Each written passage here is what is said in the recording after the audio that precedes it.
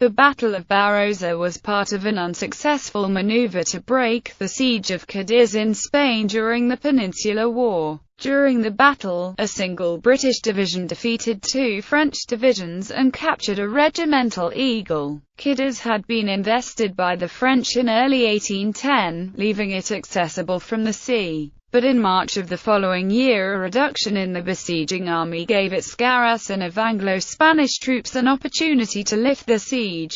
A large Allied strike force was shipped south from Cadiz to Tarifa, and moved to engage the siege lines from the rear. The French, under the command of Marshal Victor, were aware of the Allied movement and redeployed to prepare a trap. Victor placed 1 division on the road to Cadiz, blocking the Allied line of march, while his 2 remaining divisions fell on the single Anglo-Portuguese rearguard division under the command of Sir Thomas Graham. Following a fierce battle on 2 fronts, the British succeeded in routing the attacking French forces. A lack of support from the larger Spanish contingent prevented an absolute victory, and the French were able to regroup and reoccupy their siege lines. Graham's tactical victory proved to have little strategic effect on the continuing war, to the extent that Victor was able to claim the battle as a French victory, since the siege remained in force until finally being lifted on 24 August, 1812. Background: in January 1810, the city of Cadiz, a major Allied harbour and the effective seat of Spanish government since the occupation of Madrid, was besieged by French troops of Marshal Soult's First Corps under the command of Marshal Victor. The city's garrison initially comprised only 4 battalions of volunteers and recruits, but the Duke of Albuquerque ignored orders from the Spanish junta, and instead of attacking Victor's superior force, he brought his 10,000 men to reinforce the city. This allowed the city's defenses to be fully manned. Under pressure from widespread protests and mob violence, the ruling Spanish junta resigned, and a 5-man regency was established to govern in its place. The regency, recognizing that Spain could only be saved with Allied aid, immediately asked the newly ennobled Arthur Wellesley, Viscount Wellington, to send reinforcements to Cadiz. By mid-February, 5 Anglo-Portuguese battalions had landed, bringing the garrison up to 17,000 men and making the city effectively impregnable. Additional troops continued to arrive, and by May, the garrison was 26,000 strong, while the besieging French forces had risen to 25,000. Although the siege tied up a large number of Spanish, British and Portuguese troops, Wellington accepted this as part of his strategy, since a similar number of French troops were also engaged. However, in January 1811, Victor's position began to deteriorate. Soult ordered Victor to send almost a third of his troops to support Soult's assault on Badajoz, reducing the besieging French army to around 15,000 men. Victor had little chance of making progress against the fortress city with a force of this strength, nor could he withdraw. The garrison of Cadiz, if let loose, was large enough to overrun the whole of Andalusia. Prelude to battle. Following Soult's appropriation of many of Victor's troops, the Allies sensed an opportunity to engage Marshal Victor in open battle and raise the siege of Cadiz. To that end, an Anglo-Spanish expedition was sent by sea from Cadiz south to Tarifa, with the intention of marching north to engage the French rear. This force comprised some 8,000 Spanish and 4,000 British troops, with the overall command ceded to the Spanish General Manuel La Peña, a political accommodation since he was widely regarded as incompetent. To coincide with La Peña's assault, it was arranged that General José Pascual de Zayas y Chacon would lead a force of 4,000 Spanish troops in a sally from Cadiz, via a pontoon bridge from the Isla de Leon. The British contingent, an Anglo-Portuguese division commanded by Lieutenant General Sir Thomas Graham, sailed from Cadiz on 21 February 1811, somewhat later than planned. Graham's forces were unable to land at Tarifa due to bad weather and were forced to sail on to Algeciras, where they disembarked on 23 February. Joined by a composite battalion of flank companies under Colonel Brown, the troops marched to Tarifa on the 24th of February, where they received a further reinforcement from the fortress garrison there. By the 27th of February, they were joined by La Pina's Spanish troops, who had left Cadiz 3 days after Graham, despite encountering similar weather difficulties, had succeeded in landing at Tarifa. To further strengthen the Allied ranks, a force of Spanish irregulars under General Antonio Beguinis de los Rios had been ordered to come down from the Ronda Mountains by the 23rd of February and join the main Anglo-Spanish force. Unaware of the delays in sailing, Beguinis had advanced as far as Medina Sidonia in search of the Allied army, unsupported, and embroiled in skirmishes with Victor's right flank. He returned to the mountains. General Cassan, Victor's flank commander, informed the Marshal of the developing threat. Having concentrated, the combined Allied force began marching north towards Medina Sidonia on the 28th of February.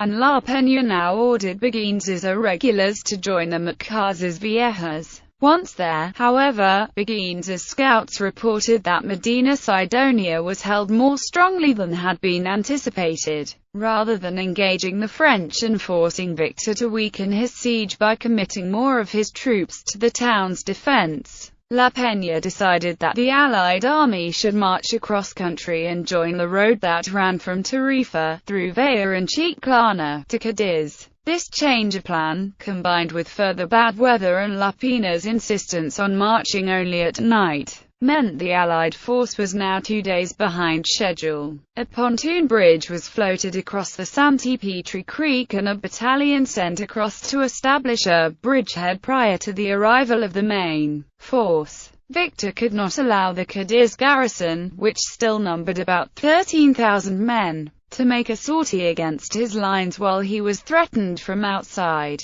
So on the night of 3 to 4 March he sent 6 companies of voltigeurs to storm the bridgehead entrenchments and prevent a breakout. Zayas's battalion was ejected from its positions, with 300 Spanish casualties, and Zayas was forced to float the pontoon bridge back to the island for future use. Marshal Victor had, by now, received intelligence from a squadron of dragoons that had been driven out of Vejer, informing him of the strong Anglo-Spanish force making its way up the western road from Tarifa, in conjunction with the aggressive action of the Cadiz garrison. This led him to conclude that the approaching troops were heading for Cadiz. Their line of march was therefore predictable, so he prepared a trap. General Eugene Casimir Villet's division was sent to block the neck of the peninsula on which the western road ran, preventing access to the Santipetri Creek and the Isla de Eliacuto N. 2 other divisions, under the commands of Generals François Aimable Ruffin and Jean-François Laval, were ordered to conceal themselves in the thick Chiclana forest in position to attack the flank of the Allies as they engaged Villet's division. After another night march, on the 5th of March the Allies reached a hill to the southeast of Barrosa, the Cerro del Puerco. Scouts reported the presence of Villet's force, and La Peña ordered his vanguard division to advance. With the aid of a fresh sortie of Zayas's troops from Cadiz, and reinforced by a brigade of the Prince of Anglona's division, the Spanish drove Villet's force across the Almanza Creek. La Peña refused his vanguard permission to pursue the retreating French, who were consequently able to regroup on the far side of the creek. Graham's Anglo-Portuguese division had remained behind on the Cerro del Puerco to defend the rear and right flank of La Peña's main force. Battle. Having opened up to the route to Cadiz, La Peña instructed Graham to move his troops forward to Bermeja. However, on Graham's strenuous objections to vacating a position that would result in both an exposed flank and rear, a force of 5 Spanish battalions and Brown's battalion was left to hold the Barrosa Ridge. In addition, 3 Spanish and 2 King's German Legion squadrons of cavalry, under the command of Colonel Samuel Whittingham, were sent to flank this rearguard force on the coast track. Graham's division then moved north as ordered, instead of descending from the heights on the coast road. They followed a path through a pine wood to the west of the ridge. This route was shorter and more practical for artillery, but the trees restricted visibility in all directions, meaning that they were effectively marching blind. French attack. Victor was disappointed that Villars had failed to block the Cadiz road for longer, but he was still confident that his main force could drive the Allies into the sea. He could see that the bulk of the Spanish troops had taken station opposite Villars and, on hearing reports that Barrosa Ridge was deserted, realized that here was an opportunity to take this commanding position. Ruffin was ordered to occupy the heights while Laval struck at Graham's troops in the woods, and 3 squadrons of dragoons were sent around the Cerro to take the coastal track. Victor's plan rapidly developed momentum. Ruffin's advance sufficed to send the 5 rearguard Spanish battalions running, leaving only Brown's battalion defending the region. Confronted by the French dragoons, Whittingham's cavalry decided to retire. Whittingham lent a single squadron of KGL Hussars to Brown to cover his retreat. Brown initially positioned his battalion in the ruins of a chapel at the summit bit. Seeing Whittingham's retreat and spotting 6 French battalions advancing on his position, he had little choice but to give way and seek Graham's force in the woods. Barrosa Ridge fell unopposed as Victor had intended, and Ruffin placed a battery of artillery on the heights. Graham's response meanwhile, midway through his march to join La Pina's Spaniards. Graham received news from Spanish guerrilleros that French soldiers had emerged from the Chiclana forest. Riding to the rear of his marching columns, he witnessed the Spanish battalions retreating from the ridge, Ruffin's division climbing its slopes, and Level's division approaching from the east. Realizing that the Allied force was in danger of being swamped, Graham disregarded his orders and turned his division to deal with the threats to his flank and rear. He ordered General Dilkes's brigade to retake the ridge while Colonel Wheatley's brigade was sent to see off Level's force to the east. Because of the time it took to deploy a full brigade into battle formation, Graham knew he needed to delay the French. He therefore ordered Brown, who had rejoined the division, to turn his single flankers battalion of 536 men around and advance up the slope of the Barrosa Ridge against the 4,000 men and artillery of Ruffin's division. Colonel Barnard, who led the light battalion of Wheatley's brigade, and Colonel Bush, leading 2 light companies of Portuguese skirmishers, were ordered to attack through the woods to hold up Level's advance. Barrosa Ridge advancing up the ridge they had just abandoned. Brown's battalion came under intense fire from Ruffin's emplaced infantry and artillery. Within a few salvos, half the battalion was gone and, unable to continue, Brown's men scattered amongst the cover provided by the slope and returned fire. Despite his success, Ruffin could not descend the hill to brush away the remnants of Brown's battalion, as Dilkes's brigade had by now emerged from the wood and was forming up at the base of the slope. Dilkes, instead of following Brown's route up the slope, advanced to the right where there was more cover and ground not visible to the French. As a result, the French artillery could not be brought to bear, and Dilkes's brigade managed to get near the top of the ridge without suffering serious loss. By this time, though, its formation had become disorganized, so Ruffin deployed 4 battalion columns in an attempt to sweep both Dilkes and the remaining flankers back down the slope. Contrary to French expectations, the crude British line stopped the attacking columns in the tracks, and the 2 forces exchanged fire. Marshal Victor, by then himself on the crest of the ridge, brought up his reserve in 2 battalion columns of grenadiers. These columns were, as with the previous 4, subjected to intense musket fire and were brought to a halt just meters from the British line. The first 4 columns had started to give ground, so Victor tried to disengage his reserves and bring them to their support. However, as the 2 grenadier columns attempted to move off from their stalled positions, they came under additional fire from the remnants of Brown's battalion, which had renewed its own advance. prevented from rallying. The entire French force broke and fled to the valley below. Levels advanced while Dilks was moving on Ruffin's position on Barrosa Ridge. Barnard and the light companies advanced through the woods towards Level's division. Unaware of the impending British assault, the French had taken no precautions and were advancing in 2 columns of march, with no forward line of voltages. The unexpected appearance of British skirmishers caused such confusion that some French regiments, thinking there were cavalry present, formed square. These were prime targets for shrapnel rounds fired by the 10 cannon under Major Duncan, which, having made rapid progress through the woods, arrived in time to support the skirmish line. As the situation became clearer, the French organized themselves into their customary attacking formation, the column of divisions, all the time under fire from Barnard's light companies and Duncan's artillery.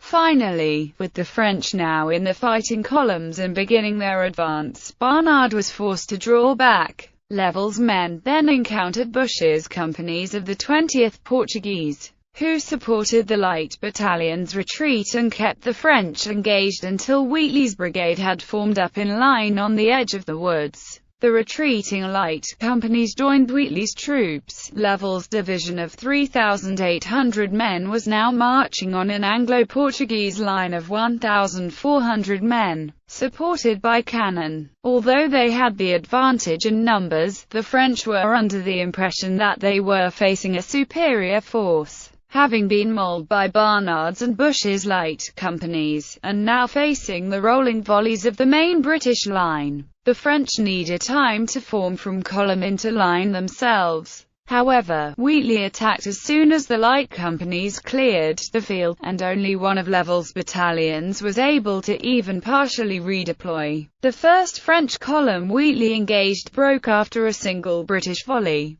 The 8th line, part of this column, suffered about 50% casualties and lost its Eagle. The capture of the Eagle, the first to be won in battle by British forces in the Peninsular Wars, cost Ensign Keogh of the 87th his life and was finally secured by Sergeant Patrick Masterson. As Wheatley's brigade moved forward, it encountered the only French battalion, from the 54th line, that had begun to form line. It took 3 charges to break this battalion, which eventually fled towards the right where it encountered the remainder of Level's fleeing division. French retreat Ruffins and Level's divisions fled towards the Laguna del Puerco, where Victor succeeded in halting their disorganized rout. The Marshal deployed 2 or 3 relatively unscathed battalions to cover the reorganization of his forces and secure their retreat. But Graham had also managed to call his exhausted men to order, and he brought them, with Duncan's artillery, against Victor's new position. Morale in the reformed French ranks was fragile, when a squadron of KGL hussars rounded the Cerro and drove a squadron of French dragoons onto their infantry. The shock was too much to bear for the demoralized soldiers, who retreated in a sudden rush. Throughout the battle, La Peña steadfastly refused to support his Anglo-Portuguese allies. He learnt of the French advance at about the same time as Graham. Ing decided to entrench his full force on the isthmus, defending the approach to the Isla de El Ayacucho N. Learning of Graham's decision to engage the 2 French divisions, the Spanish commander was convinced that the French would win the day and so stayed in place. Zayas repeatedly asked for leave to go to Graham's support, but La Peña denied permission each time. On hearing that the British had prevailed, La Peña further declined to pursue the retreating French, again overriding the continued protestations of Zayas.